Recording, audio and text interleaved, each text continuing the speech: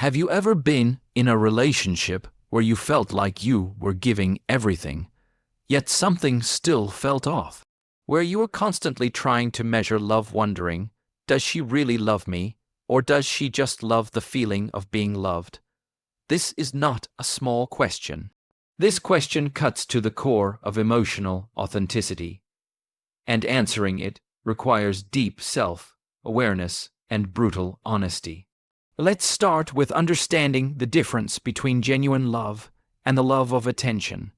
Love is selfless. It's about connection. It's about seeing someone, not just their face, not just their presence, but seeing them. Their fears, their dreams, their broken pieces, and still choosing to stay. On the other hand, loving the feeling of being loved is often rooted in insecurity, fear of abandonment, and emotional emptiness. It's less about you and more about what you can provide to fill someone's emotional gaps. Now, ask yourself, how did she show up?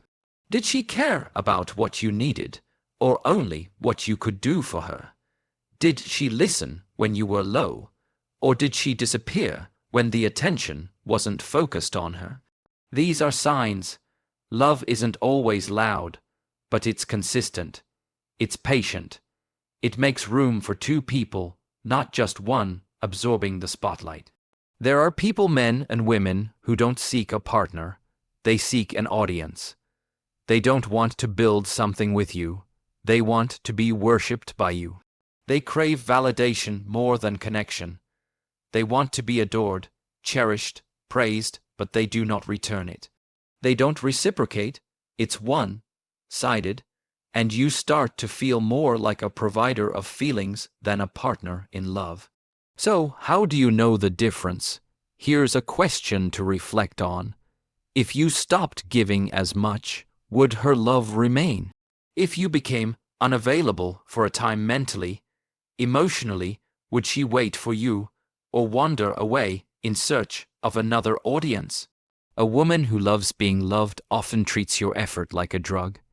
The moment it runs out, she looks for another hit, another compliment, another provider, another man who sees her, not because she's evil, not because she's manipulative, but because she's emotionally unhealed. She equates attention with love and affection with power. You cannot heal someone who doesn't recognize their bleeding. Love, true love, is rooted in mutual understanding. It's a quiet commitment in loud times. It's showing up even when things are tough. It's asking questions like, how was your day? Are you okay? How can I support you? Not just expecting those questions, but asking them too. When someone only loves being loved, their behavior becomes unpredictable, hot and cold. They chase you when you're distant, but vanish when you come close.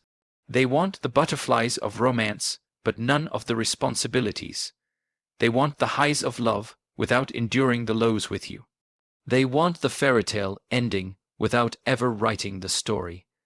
You are not here to be someone's emotional crutch. You are not here to perform, to entertain, to constantly prove your worth. Love should not feel like a job interview you never pass. Love should not leave you confused, doubting, begging. When a person loves you, they don't take without giving. They don't leave you in emotional drought. They don't disappear when you're struggling. They recognize your needs, your silence, your fatigue, and they choose to show up again and again. Let's dive deeper into the psychology behind this pattern. Often, individuals who love being loved come from environments where affection was conditional.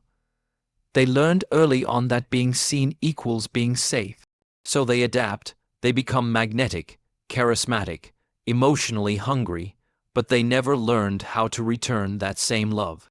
They need therapy, not another relationship. And you, yes, you deserve real love. A connection that doesn't make you second. Guess your value. A love that's not just about flattery and fireworks, but about loyalty, growth, and respect. One of the most dangerous things in a relationship is mistaking attention for affection. Just because someone is constantly talking to you doesn't mean they care. Just because they like your photos, answer your calls, or text good morning, doesn't mean they love you. Some people fall in love with the way you love them, not with you. They love how you make them feel. They love how you treat them, but they never pause to ask, what does this person need from me in return? They absorb your effort but give none of it back. It's not love, it's consumption. You were not born to be consumed. You were born to be honored, cherished, and celebrated for who you are, not just what you provide emotionally. So many people confuse attachment with love, and attachment can be dangerous because it clings to anyone who makes us feel seen, even if the connection is shallow, even if the love is one-sided, and unless we heal the parts of ourselves that crave validation over connection, we'll continue to attract those who only love being loved. You can't force someone to love you right. You can't change them by loving them harder. That's a recipe for emotional burnout. You lose yourself in the process. You become so busy proving your worth that you forget it was never your job in the first place. You were not put here to convince anyone of your value.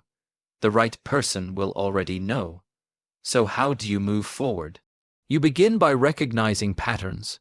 You stop chasing potential and start honoring reality. You stop ignoring red flags in the name of romance. You stop making excuses for inconsistency. You stop falling for effort that only shows up when you're walking away. Early, what's even more beautiful is that she doesn't keep that insight for herself. Do you know how to love? Are you ready to give or just receive? Love is not just a feeling, it's a responsibility. And real love shows up when it's inconvenient, when it's uncomfortable, when it's hard. It's not just there when you're giving, it's there when you need receiving too. The next time you find yourself wondering, did she love me? Or did she just love being loved? Listen to how you felt in that relationship. Did you feel seen, supported? Or did you feel exhausted, constantly pouring, and never full? The answer lives in how they made you feel long term.